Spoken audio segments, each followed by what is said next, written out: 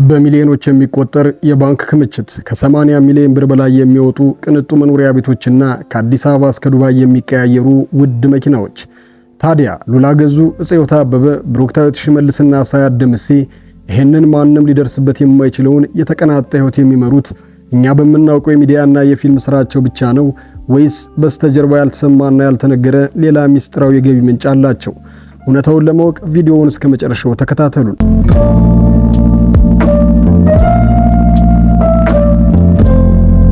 መነሻዋን ከትምህርት ቤት ሞዴሊንግ አድርጋ ከዛም አዲስ አበባ ሚስ ኢትዮጵያ በመባል እያደገች ዳ ሚስ ወርልድ በሚል ውድድርም እውቅናዋንና ገንዘብን በሰፊው ማግኘት የጀመረችው ሉላ ገዙ በፊልም ኢንዱስትሪው ላይም ተቀላቅላ ለመስራት ሙከራ አድርጋለች። ሉላ አብዛኛው ኢትዮጵያዊ እንዲያውቃት ያደረጋት ኢቢኤስ ቴሌቪዥን መቀላቀሏ ሲሆን በብዙ መንገድ በኢትዮጵያውያን አይን ውስጥ እንድትገባ ሆናለች። የተደላደለ ቁመና አረመኑን ሰጠሽ ከሚያሰኝ መቀመጫና ቁመትሽ ሎጋ ነው ተብሎ የተዘፈነለት ቁመቷ የሉላ መለያዋ ሲሆኑ አብዛኛው ወንዶች በቁመናዋ ይሳባሉ ብንል ማጋነን የሌለው እውነት ሆኖ እናገኘዋለን። ሉላ ከ16 ዓመት በፊት በሚስ ወርልድ ካገኘችው 500 ሺህ ብር የጀመረችው የገንዘብ ጅማሮ ቀጥሎ የገንዘብ ችግር የለበትም የሚባለውን ኢቢኤስ ተቀላቅላ የገቢ መጠኗን ከፍተኛ አድርጋለች።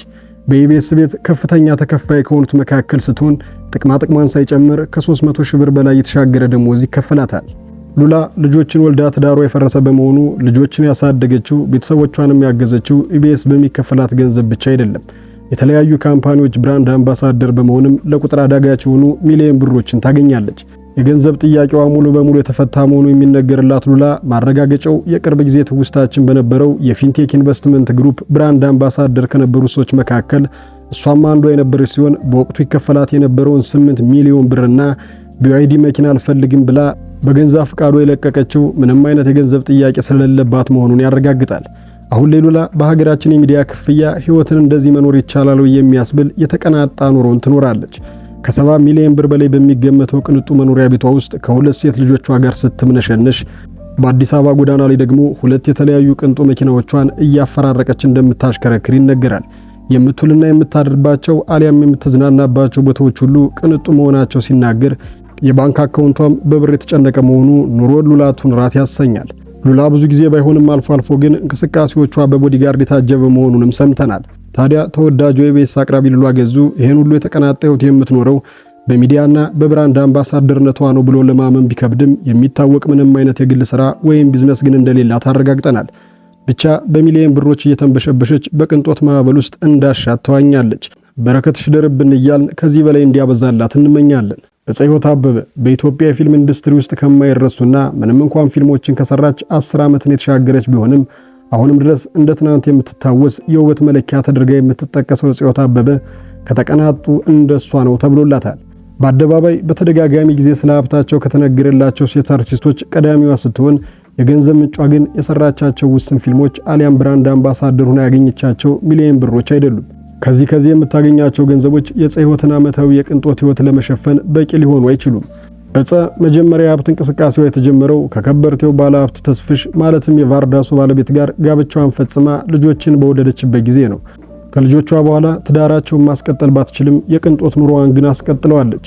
ከተስፍሽ ጋር ስትለያይ አንድ መኖሪያ ቤት፣ አንድ ማሽንና 500 ሺህ ብር ተቀብላ ተለያየች። ይህ አሁን የጠቀስነው ብር አሁን ባለው ተመን ሳይሆን ከ7 እና 8 ዓመት በፊት በነበረው የገንዘብ ተመን ነው። ይህንን ገንዘብ ተቀብላ ኑሮዋን ቀጠለች። እጽዮትም ልክ እንደ ሉላ ገዙ የፊንቴክ ኢንቨስትመንትን ገንዘብ አልፈልግም በማለት ሚሊዮን ብሮችን ገፍታለች። እጽዮት የራሷ ብራንድ ቱታ ማምረቻ ያላት ሲሆን ሌሎች ቢዝነሶችንም እንደምትሞክር ይነገራል።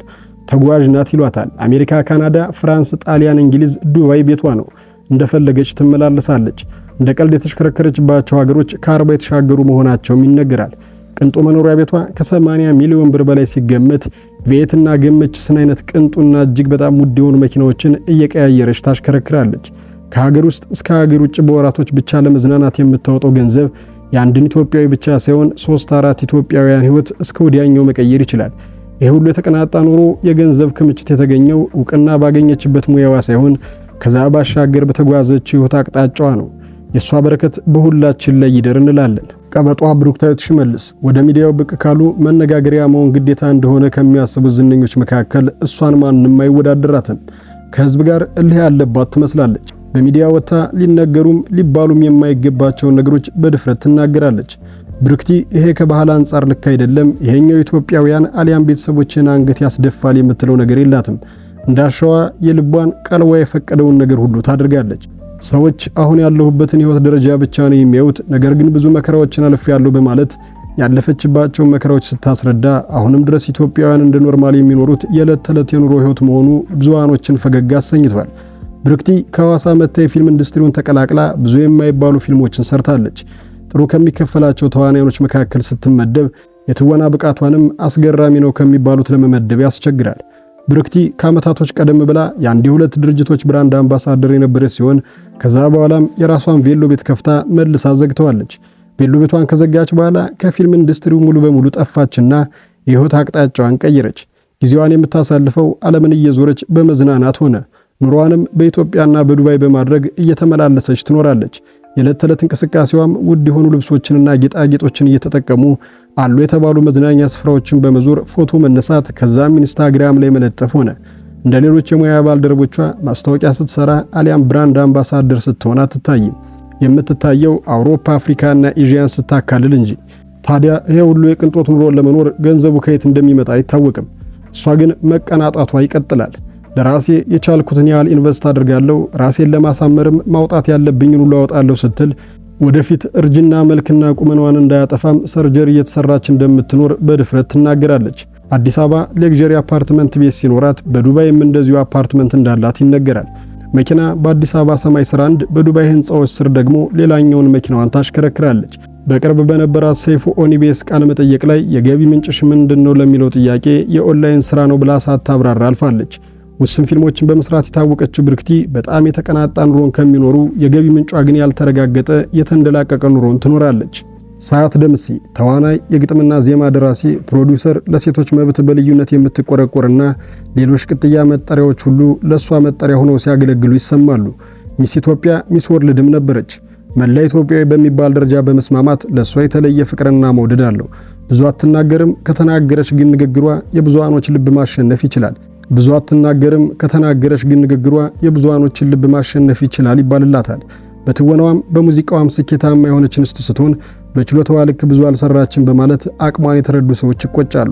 ብዙ ዩኝ አትልም፣ ነገሮቿ ሁሉ ድብቅብቅ ያሉ ናቸው። ለአደባባይ የምታሰጠው የግል ታሪክ የላትም ይሏታል። ደግሞም እውነት ነው። የሚያውቋት የቀረቧት ሁሉ ስለሷ ብዙ ይመሰክራሉ፣ በብዙ ያወሩላታል። ብዙዎች እሷን አርአያ ያደርጓታል። ይሄ ሁሉ የሚገባ ሴት ነች።